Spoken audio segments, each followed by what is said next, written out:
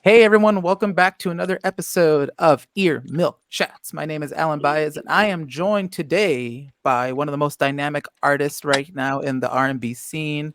He's already released one EP of the year, En Route, and is gearing up to release another project later this month. It is the one and the only Durand Bernarr. And then I had a little We needed the audience as well. exactly. I got to tell you, please forgive me. I am incredibly late to the party.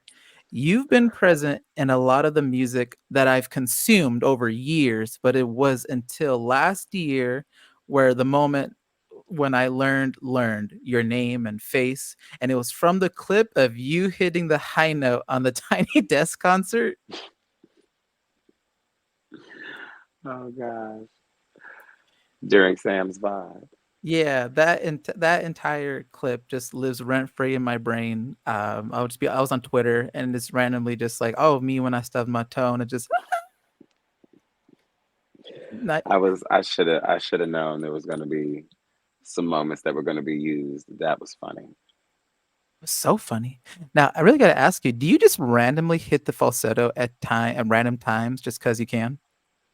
Well, never not quiet, so anything could be released from my mouth at any given point. No, no, I love that. Now, my friend, I got to ask you, how are you doing today? You've been on a roll with live performances. I hope you're not burnt out. No, no. I schedule time in my schedule to make sure that I have time to nap, have time to rest, have time to literally do nothing, which is something. Because if I'm not rested and I am burnt out, then I'm no good for anybody. No, for sure. We're speaking. I know it's 12 o'clock where you're at right now. Where are you Yes, currently at? yes, I'm in the Midwest. Midwest. Did you sleep in this morning, or would you also have other interviews coming up? Uh, well, I have to get some stuff done with my mom today to clean out my old closet.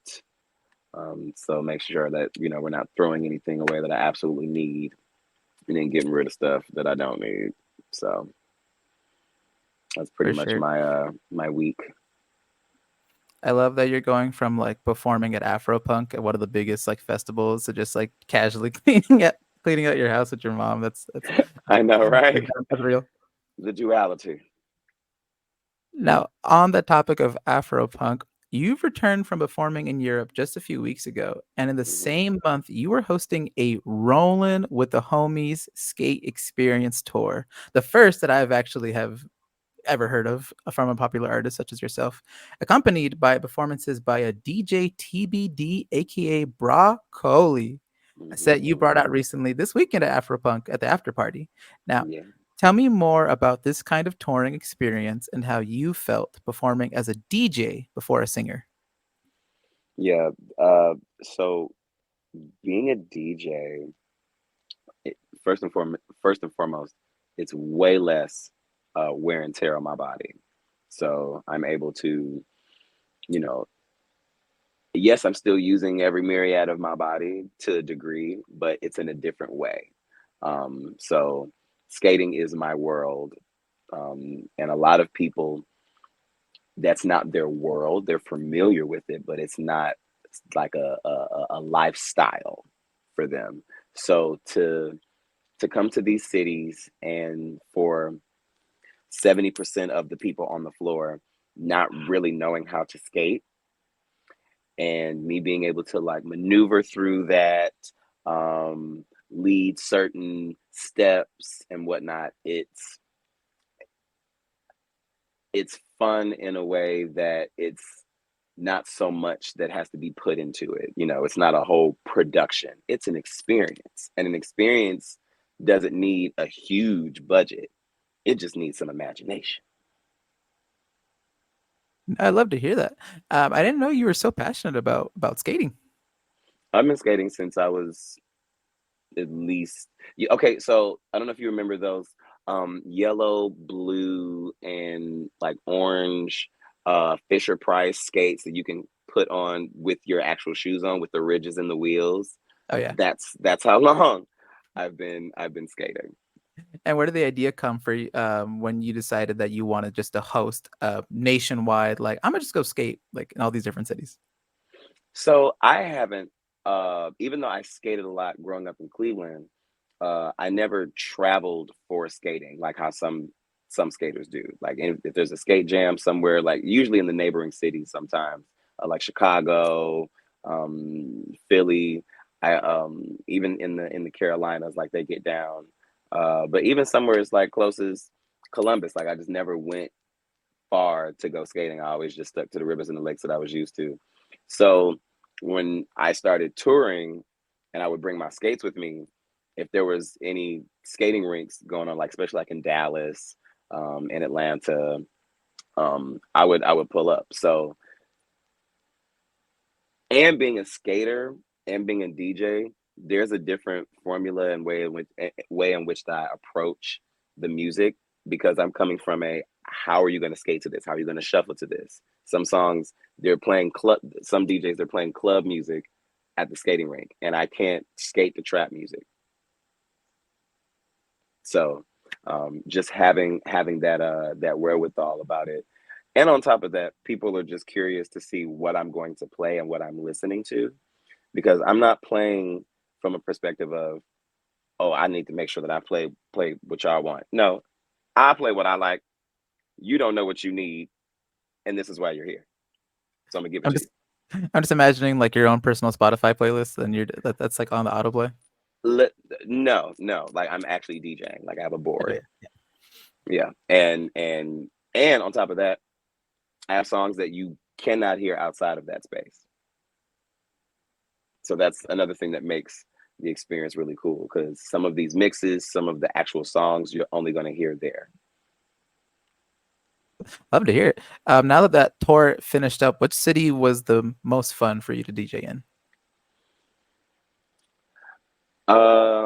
It's a toss up between New York and Chicago. Uh, just off the setup of the rinks. The one in Brooklyn had like a stage, but they also redid the entire skating rink. It's called Xanadu Skating Arts. Really dope rink. Sound was tight, like all that stuff. I enjoyed Chicago the most because of where the booth was set up. It was on the skating floor in the corner, so all I had to do was just go from around the barricade and just be on the floor. So I didn't have to like jump down anything, come down any steps, all that. Like I'm right there. I love to hear that. I've been skating one time with my partner, and it was at the local skating. I didn't realize like I'm from a very small town. It was like a Tuesday. I was just expecting like kids because it was like summertime, and there's nothing but these adults, older people, and they were just doing the moves, and I'm over here just like falling on my ass. It was so funny just to see. Oh Yeah. yeah, it's they get down, and especially like going out to LA, they're it's almost they're in a rush out there on the West Coast on the skate floor. Like they're just skating very fast, and I'm like, it's a circle. Where are we going? Enjoy yourself. For sure. Now, pivoting off of that, I want to know more about where this persona of DJ TBD, aka Broccoli, came from. I'm extra. I'm a theater kid, so there's always some kind of monologue, there's always some kind of anecdote or tidbit that I include. It's really about the presentation. And I kind of get it from Cat Williams in an episode of The Boondocks where he says, "My name is a pimp named Slickback." And they were like, "Okay, Slickback." He's like, "No, it's a pimp named Slickback." He was like, "That's what I said, Slickback." No, you got to say the whole thing. It's like a Tribe Called Quest, a pimp named Slickback. So when we talk about DJ TBD, aka Broccoli, no relation to the late great Daryl Coley, and the TBD stands for the best DJ. Not that there aren't extraordinary DJs that have paved the way. It's just that now that I'm on the scene, I am the best. Okay, better than all the rest. Come check on my breast and my tiny desk. And you got to say the whole thing. I love it. I literally saw that tweet yesterday while doing the research for this. So now that I know, like, okay, it's the entire phrase. I'm not gonna try to repeat No, nah, nah. Thank you for sharing that. I think it's so funny that you mentioned that you were a theater kid because I was also a theater kid, and I was like, oh yeah, the energy's there. Oh yeah, I see it. Oh yeah, absolutely. This Like this guy's definitely terrorized a Denny's at like after uh, hours. I just love props. I love shenanigans. I love the mischief. Just it's fun. It keeps you on your toes. Did that same energy apply to when you for the tiny desk when you dressed up? I'm blanking on his name right now. When you Uh, had you in the band uh, perform. yes, Uncle Bobby from the Proud Family. There we go. Which is like he's a derivative of a few different characters, but the main one is the lead singer from Cameo. And I never got a chance to dress up for Halloween when I was a kid. So that was my inner child giving my inner child space to do the things that he was not able to do. And I'm able to do it with a whole new perspective, more imagination than ever, and resources to be able to put things together properly. So I was going to do Popeye, but my creative director suggested that we do Uncle Bobby instead because it'll live forever on Disney Plus. So it just made so much sense, and I'm so glad that we went with that instead.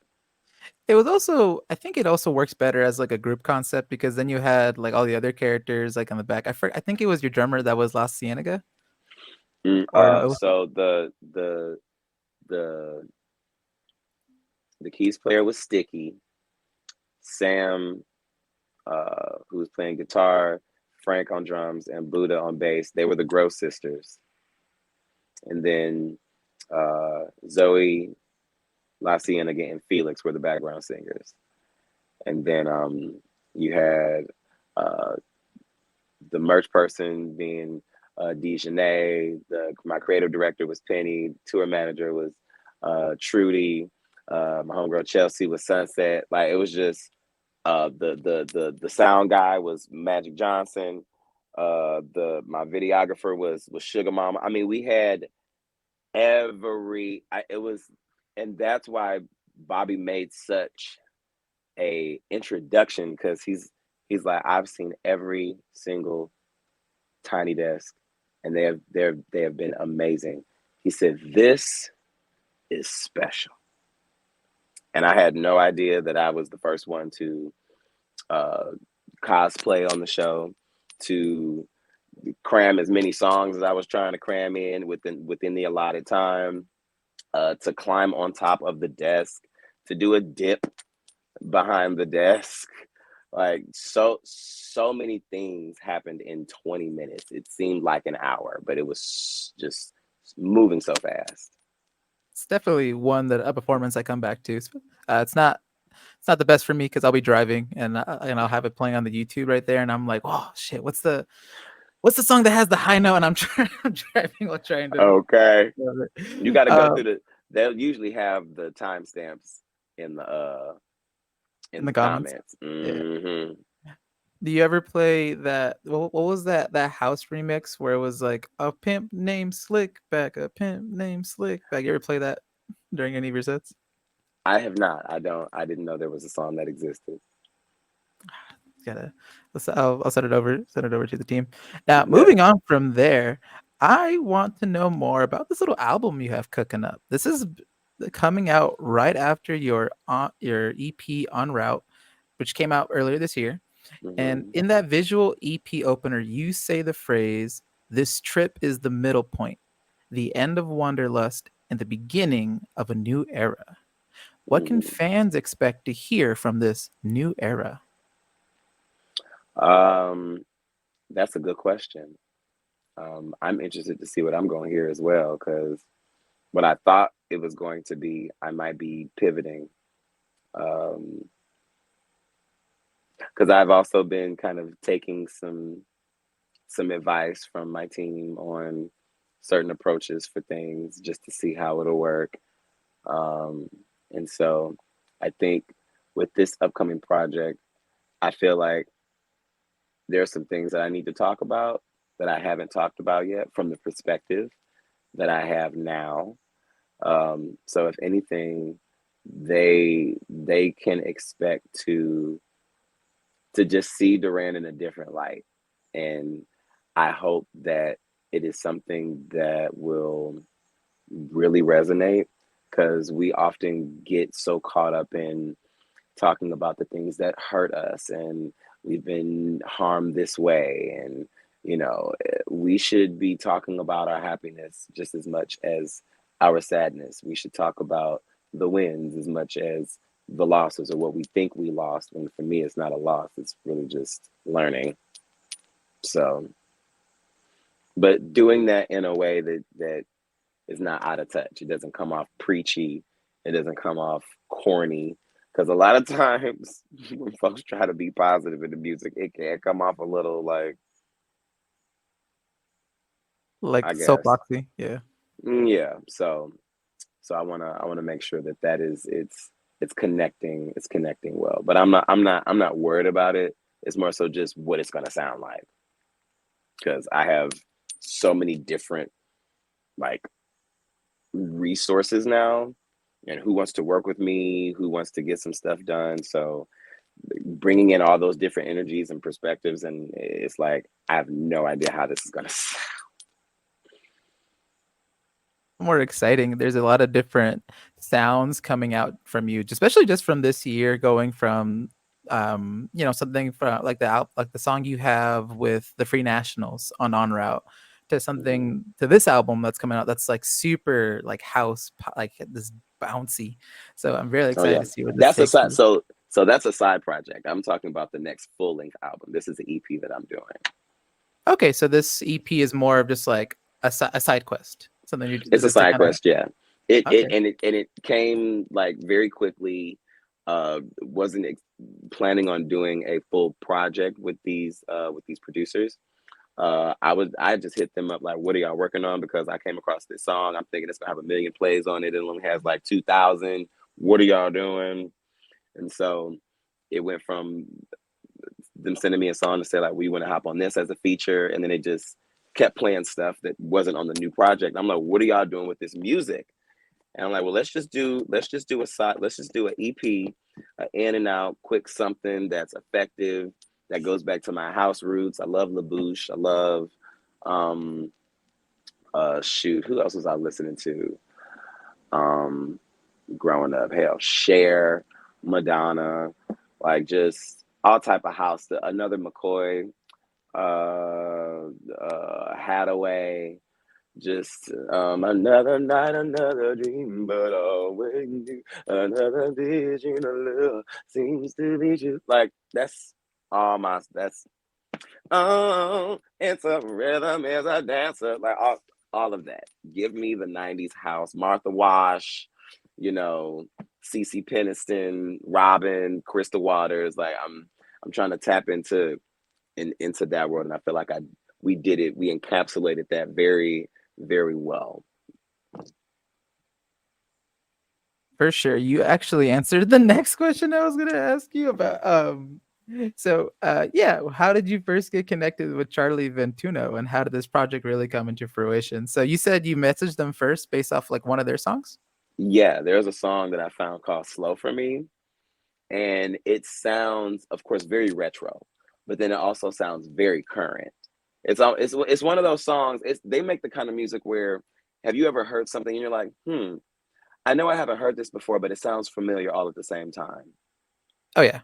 It's a timeless piece of music, you know.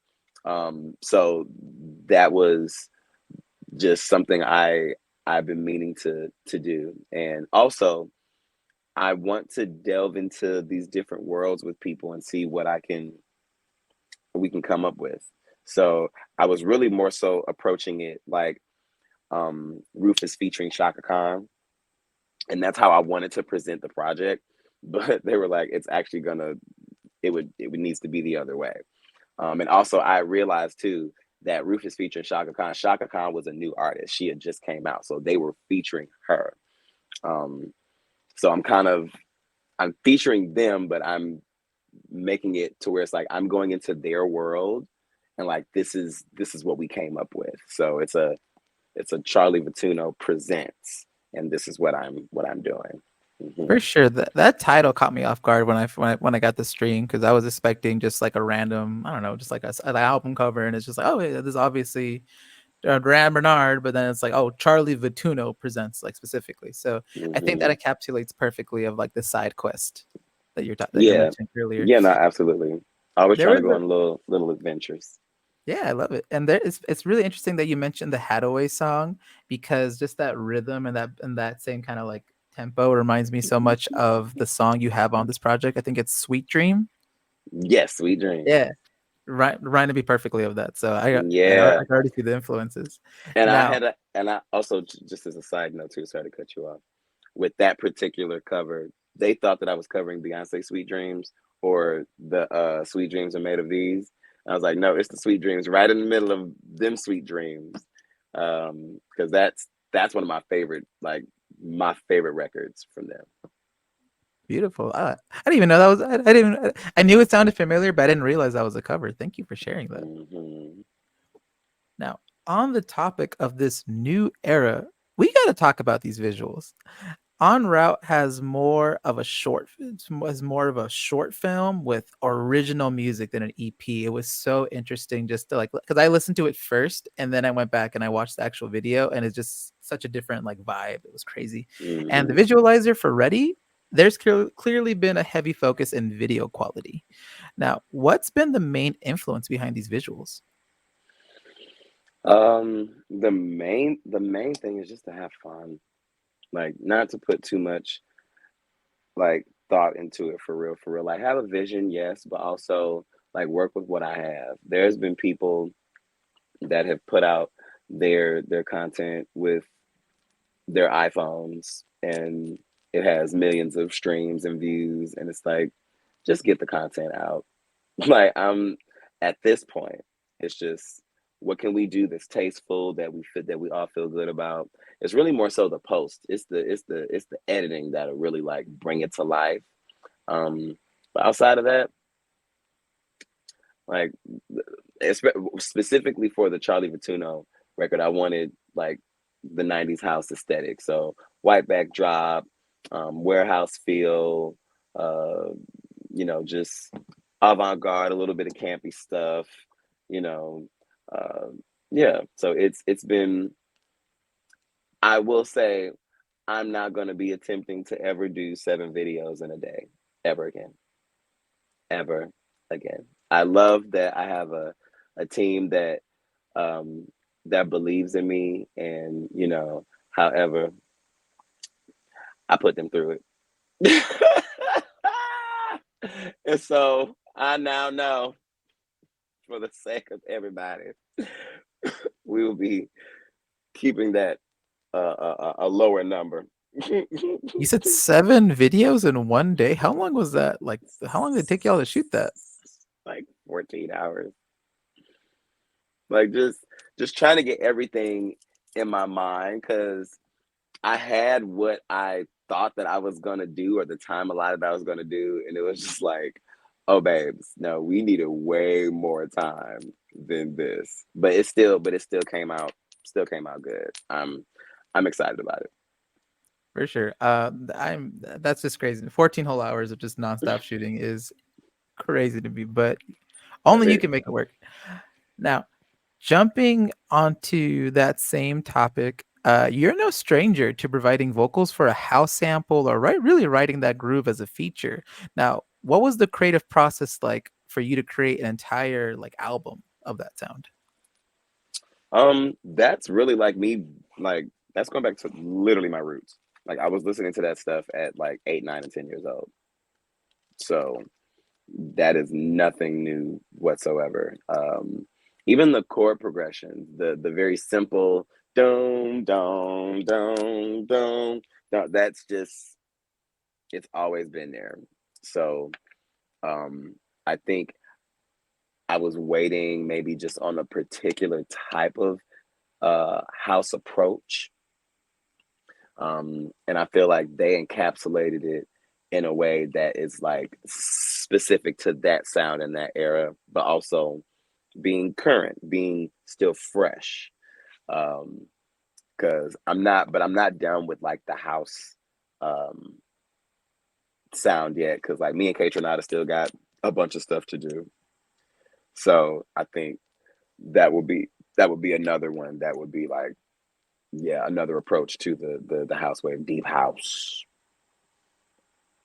Awesome. Thank you for sharing that with me. Hmm. Thank you for bringing up Kate Renata. That's a pivot to this next question I have. Jumping between house producers, you had your latest collaboration with Kate Renata this year with Weird on his Timeless album. Now, this Hmm. is your latest collaboration in about 4 years, according to my information. Please correct me if I'm wrong. You are both in such different positions in your careers, but still carry that same chemistry. With your first collaboration was 2019 on Freefall, correct? Hmm. Awesome. Now, Actually, well, no, the first time we actually did anything together was in 2015,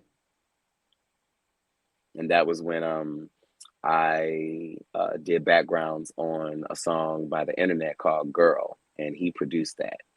you So you're the background vocals on Girl.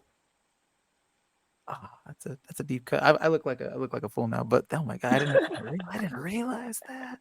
"Girl," "Go With It," "Special Affair," and what was that? "Pink Cloud" and "Curse." Like I was at least half, like almost half of the album of Ego Death. And I'm not being biased because I was on the project, but that is their masterpiece. Like they found a very cohesive sound and blend between all of them, and it fit. That's what you call a timeless piece of work. Like that's timeless, and I'm just grateful to have been a part of that. The first time I heard that music for Girl, I was like, oh my god, I cannot wait for people to hear this. They are going to lose their shit. That is a cult classic record right there. That is just incredible. Oh my gosh. I please forgive me for failing to do a little deeper in the Not research. That is such a not at deep all. cut. Oh my gosh. Uh, I don't even want to ask this question anymore. But yeah, what was the biggest difference on the process between the time you made Free Fall and the time you made Weird? um, I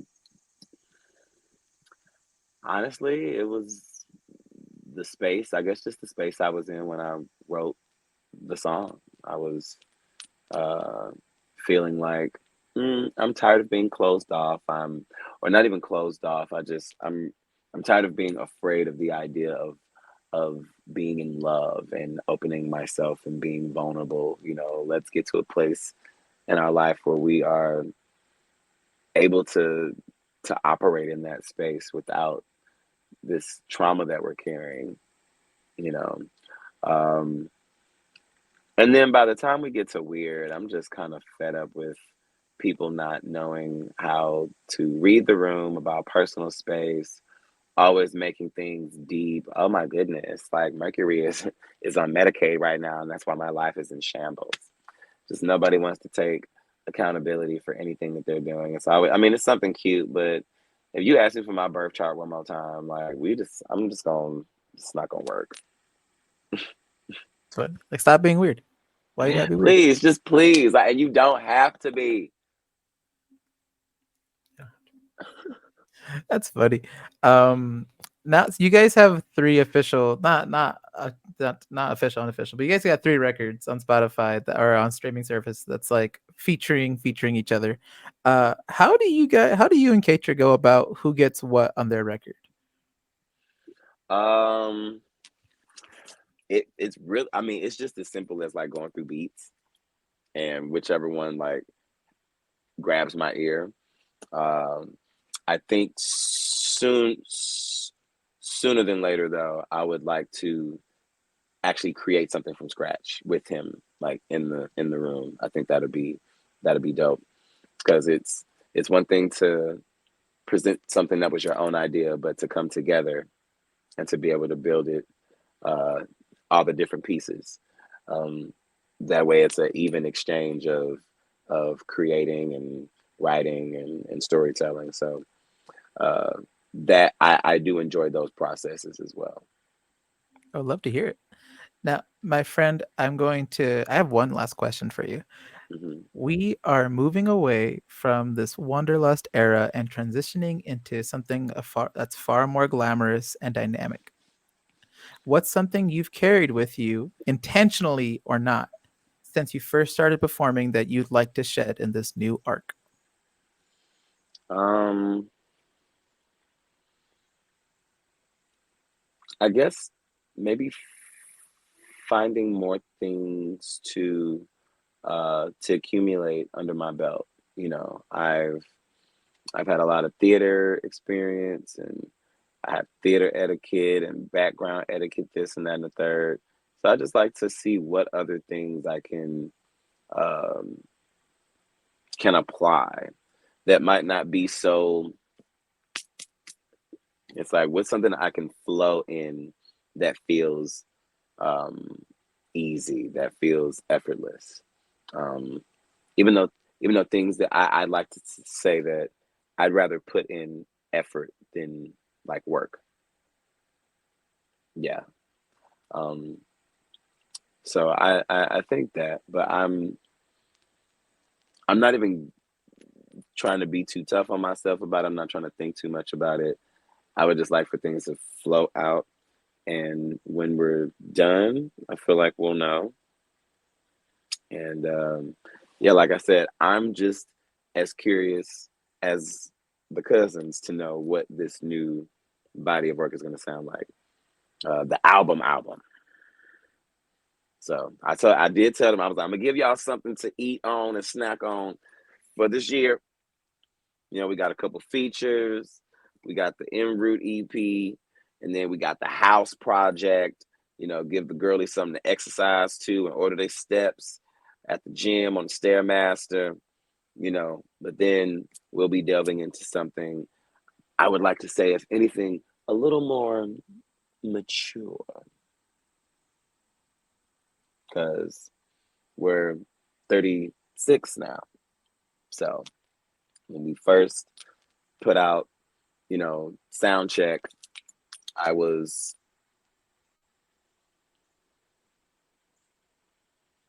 28. So it's like now we have some more things to talk about, more experiences, more perspectives.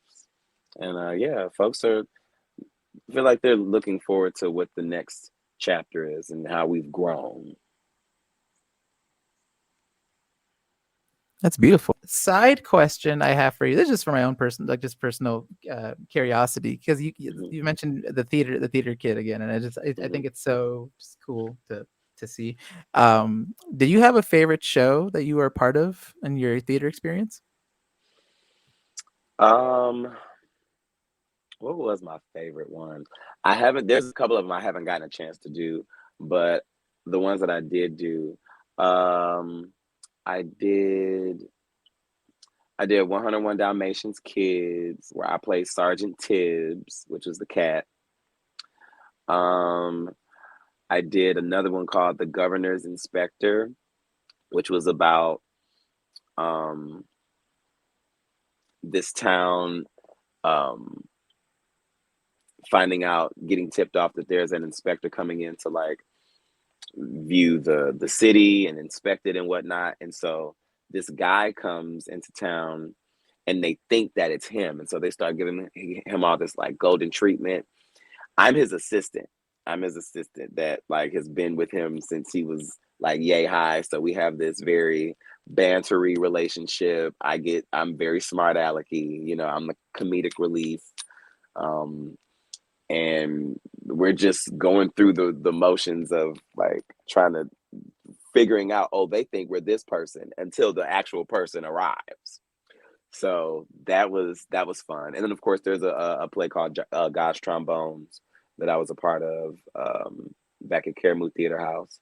Um, it was a good mixture of singing and dialogue versus like a play like Black Nativity, where it's just 2.5 hours of singing, and you have maybe like 2% of dialogue, but it's all singing. So Um, I enjoyed Gosh Trombones a lot. And I did maybe three of those since we started. I think three or four. Um, but yeah, um, I would love to do Little Shop of Horrors. Um, just on the strength of course, Audrey too. But then I also would like to audition for The Dentist. Oh, you as the dentist would be so funny. So just for my just because I it's my favorite. Yeah. It's my absolute favorite, and I'm not really big on Broadway musicals specifically. Mhm. Disney musicals, like stuff like that, yeah. But I think with Broadway musicals, I'm not like it has to be a specific kind. Mhm. Mhm. No, I love to hear it. Thank you. I know when they inevitably remake that movie, I'm putting it out there that I want you. I want you Listen, to be that in the or when chorus they for do it. when they do live action of a Proud Family, like I just need to go ahead and be Uncle Bobby. Mm. Yeah. Everyone's gonna be driving and looking for the high note, and they're gonna be like, "Oh, I know Durand can do this." Well, Oh uh, yes. my friend, it has been wonderful talking to you. Thank you so much. I am very excited for this EP to drop. It's short and sweet. It's short and snappy. It is perfectly in tune for using on the stairmaster, getting your steps in. Hmm. There's a lot of fun. There's a lot of funk to it. There's a lot of energy to it, and there's a lot of Absolutely. heart. A lot of heart. Very excited for it. Do you have any closing statements you'd like to share before I log us off? Outside of the Charlie Vettuno presents project with Durand Bernarr is coming out next month on the 6th. Um, I also have the Femme Forward performance in October at the YouTube Theater on October 19th with Ari Lennox and Destin Conrad. So we'll Oh, be doing that. beautiful. And I also have my second leg of the skate tour Mm, starting in November, kicking it off in Philly, and then I'll be ending that in Brooklyn at Xanadu. So perfect. yeah, we're It's a getting our busy rolling month. in. It's a It's busy been it's year. been it's been no seriously. I think it's gonna slow down in December. Okay. December is when I'll actually be able to breathe for a good moment. And then January, after everyone's gotten their steps in, they're gonna start asking for that album. So Literally, perfect. literally. My friend, thank you for joining us. Thank you for taking to me. This was an absolute pleasure. Good luck with the EP drop. Good luck with the skating. Good luck with cleaning out your house. And I hope Listen, you have a wonderful day. thank you so much. You as well. Appreciate you having us.